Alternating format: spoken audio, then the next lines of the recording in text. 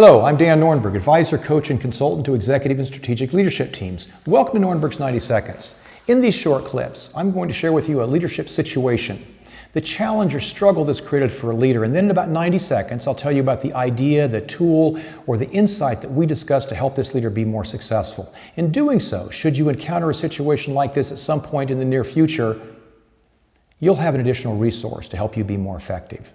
Let me say a couple words about today's situation.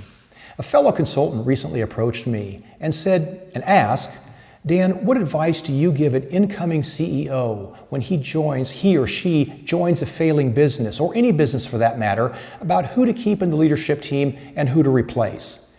This is a good question. It's a question that nearly every leader will face at some point in their career. So I thought it warranted some thought and some deliberation, discussion, particularly in Norenberg's 90 Seconds. So here's Norenberg's 90 Seconds. You could start the clock. When a new leader comes into the organization or takes over a new leadership team, I'm often asked, Dan, who do you think should stay and who do you think should be replaced in this team?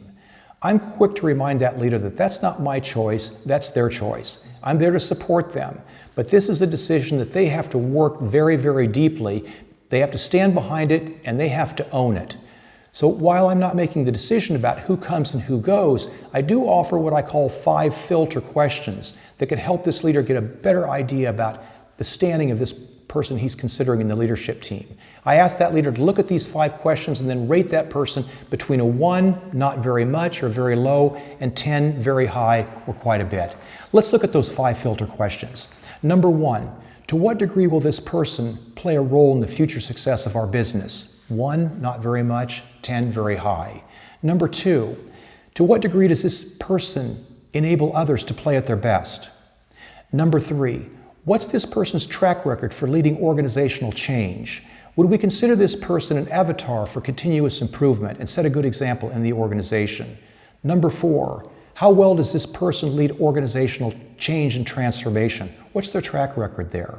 And last but not least, if this person were to leave our organization tomorrow and go join a competitor, how would we feel about that?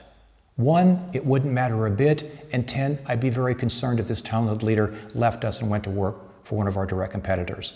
Those are the 5 filter questions that I use to help a senior leader determine who stays and who should be replaced in the leadership team.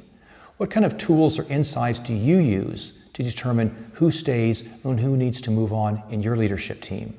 I'm Dan Norenberg, and that's Norenberg's 90 Seconds. Thanks for listening.